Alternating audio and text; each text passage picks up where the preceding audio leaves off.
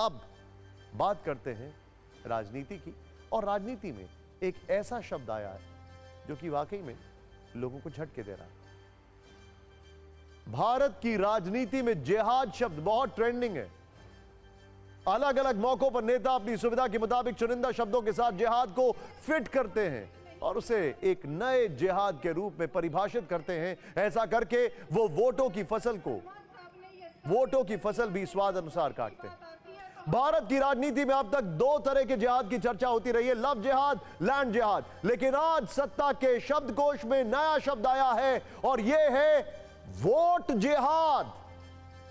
Vote जिहाद, बिल्कुल सही सुना आपने।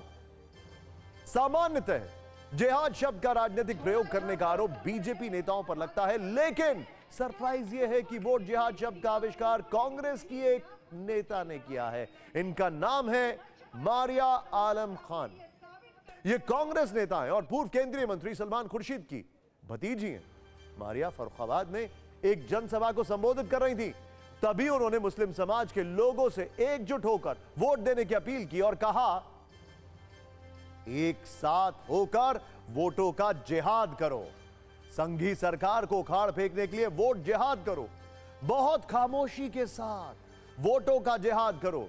एक बात नोट कीजिए, इस अपील में वो लोगों से एकजुट होकर संघी सरकार के खिलाफ खामोशी से वोट जिहाद करने के लिए कह रही हैं, यानी चुपचाप वोट जिहाद हो, शोर ना हो। एक बार आप सुनिए कि उन्होंने क्या कहा। इसलिए बहुत अकलमंदी के साथ, बहुत जल्दबाजी न होके, बहुत खामोशी के साथ एक साथ होके वोटों का जिहाद करो, क्योंकि हम सिर्फ वोटों का जिहाद कर सकते हैं और इस संघी सरकार को भगाने का काम कर सकते हैं। बहुत शर्म आती है जब मैंने आज ये सुना कि कुछ मुसलमानों ने आज यहाँ पर बैठ के मुकेश राजपूत की मीटिंग कराई। मुझे लगता है समाज को उनका हुक्का पानी बंद कर देना चाहिए। इतने मतलबी मत बनो कि बच्चों की जिंदगियों से खेलो, हमारे बच्चों की जानों से खेलो। आज कितने लोग एनआरसी में जेलों में बंद हैं। हम लड़ रहे हैं, आपके लिए संघर्ष कर रहे हैं, लेकिन अगर आप साथ नहीं दोगे तो हम अकेले कुछ नहीं कर सकते। मारिया आलम खान राजनीति के मैच में काफी युवा हैं, अब तक उनकी ज्यादा पारियां नहीं देखी गई हैं। ऐसे में पहले ही ओवर में उनका ये वोट जिहाद वाला फुल टॉस बीजेपी को काफी पसंद आ रहा है। बीजेपी से बाउंड्री पार भी कराना चाहती है, लेकिन मारिया आलम के चाचा सलमान खुर्शीद डैमेज कंट्रोल की कोशिश में लग गए। वो कह रहे हैं कि मारिया संघर्ष करने की बात कर रही हैं। वोट जिहाद का मतलब संघर्ष होता है, लेकिन बीजेपी कहां मानने वाली है। उसने जिहाद शब्द को लेकर काउंटर अटैक लॉन्च कर दिया है। बीजेपी चुनाव आयोग से कह रही है कि ऐसी जिहादी मानसिकता वाले नेताओं पर कार्रवाई।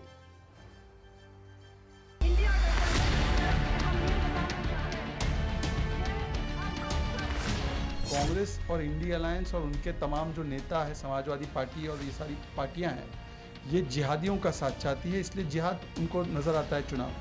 इलेक्शन कमीशन को इस पर संज्ञान लेना चाहिए यदि कोई इस प्रकार की मानसिकता से ग्रसित होकर चुनावी माहौल को बिगाड़ने की बात करता है। सलमान साहब ने ये साबित कर दिया कि जब मुल्क की बात आती है तो हम कुर्बानियां देना जानते हैं। जिहाद शब्द का मतलब होता है संघर्ष करना, आंदोलन करना। अगर मरियम ये कहना चाहती थी कि देश की जनता वोट डालने निकली, देश की जनता जागरूक होकर वोट डाले, तो समाजवादी पार्टी समझती हो ठीक है, लेकिन अगर वो कुछ और कहना चाहती थी तो समाजवादी पार्टी उनके बयान के साथ नहीं। देखिए, भारत के अंदर ना लव जिहाद चलेगा, ना जमीन का जिहाद चलेगा और ना वोट का जिहाद चलेगा।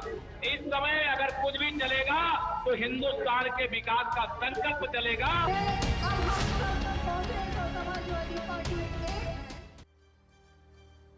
2024 के चुनाव में वोट जिहाद बिल्कुल नया शब्द है। पिछले कुछ दिनों से कई नए शब्द ट्रेंड कर रहे हैं, इसीलिए आज हमने अपने न्यूज मित्रों के लिए सत्ता के शब्दकोश को अपडेट किया है। इस चुनाव में जो शब्द अभी तक ट्रेंडिंग है, ध्यान से देखिए, उसमें पहले नंबर पर है संविधान। इसके अलावा विरासत टैक्स, मंगलसूत्र, 400 पार, गारंटी, आरक्षण, फेक वीडियो, खटाखट, फटाफट, ठकाठक, यह भी राहुल गांधी की रैलियों में खूब सुनाई देता है। गरीबी खत्म, एक्सरे मशीन, वॉशिंग मशीन, मुस्लिम लीग, मुस्लिम आबादी और अब वोट जिहाद। तो सारे शब्द सत्ता के शब्दकोश में स्थान बनाने में कामयाब हो रहे हैं। वैसे हो सकता है कुछ शब्द हमसे छूट गए, नेचुरल है। तो आप हमें सोशल मीडिया के माध्यम से बता सकते हैं, हम शब्दकोश को अपडेट कर देंगे।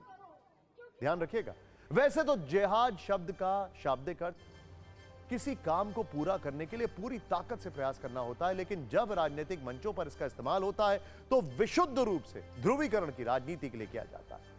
मारिया आलम चुनाव प्रचार कर रही थीं, ऐसे में उन्होंने जिस तरह से वोट जिहाद का इस्तेमाल किया, स्वाभाविक रूप से वो ध्रुवीकरण का संकेत देता है।